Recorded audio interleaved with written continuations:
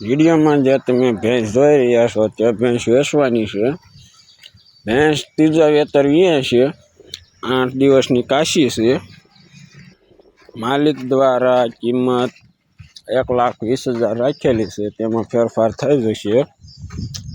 ક્યાં જોવા મળે તેની વાત કરીએ તો જીંજુડા, ગામ જીંજુડા, તાલુકો સાવરકુંડલા જોવા મળશે।